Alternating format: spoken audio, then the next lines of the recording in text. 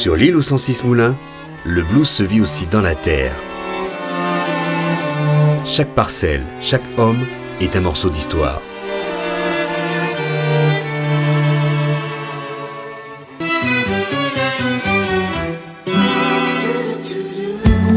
Nous sommes à l'usine de Biel, une des 3 plus grosses productions cannières de l'île, avec celle du Père là-bas et la distillerie Bellevue. La scène est pittoresque, mais ici, tradition et modernité se marient à merveille. Comme tous les matins, les ouvriers ramènent la canne pour la peser. Là, nous montons les balances là. Nous attendons pour nous peser. Nous allons passer canne là. Nous allons passer avec tout mettre là pour savoir tant taux à J là. Ça va payer à hauteur à brique ça machin là. Plus nous avons bonne richesse, plus on peut toucher.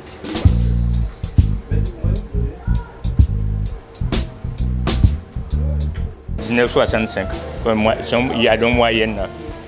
En temps bon soleil, il peut monter au moins 24-25, on va toucher longtemps plus cher. Une source de revenus qui s'est transformée en distraction pour Michel Ibano, aujourd'hui retraité.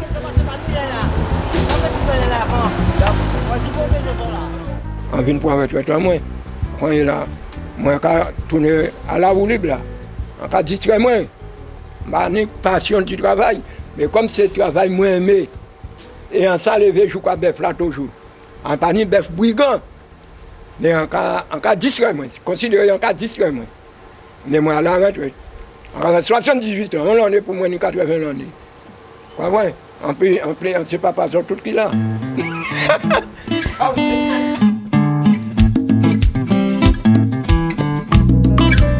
Michel Ibano n'est pas le seul à revenir sur les traces de son passé. Léonard Lampesinado est lui aussi retraité. Mais actuellement, c'est en tant que guide touristique qu'il arpente ses murs. «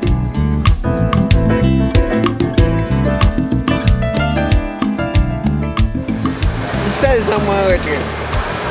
Je n'ai pas travaillé comme ici. Je connais tout petit, je rappelle de tous visiter.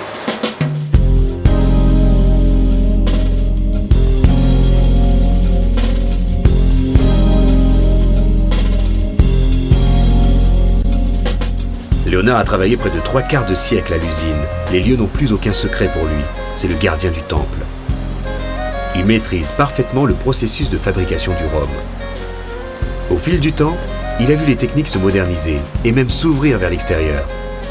C'est vous le goûteur? Oui. Ah oui, oui. Vous devez à chaque fois... Oui, tous les matins.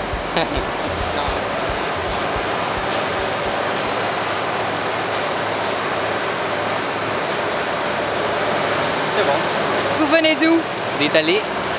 Un Italien s'y connaît en vin, pas en rhum? Ouais. Non, ben, maintenant, on est ici pour une collaboration avec Biel et on fait les rhums par alambic. Mais qu'est-ce que les Italiens ont comme connaissance du rhum? Parce que la façon qu'on utilise ici de préparer les rhums, c'est, on va dire, comme pour les eaux de vie, avec les alambics. Donc on fait ça en Italie. Capovilla, c'est une distillerie en Italie qui fait ça depuis des années et des années. Et on a ramené ici notre façon de produire les rhums.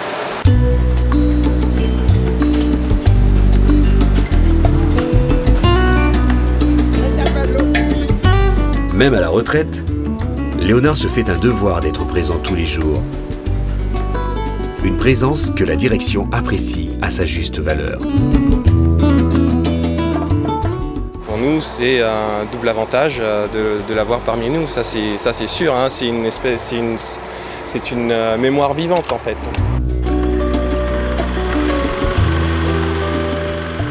Avant de passer en moulin là, plusieurs fois. Avant, il était bon.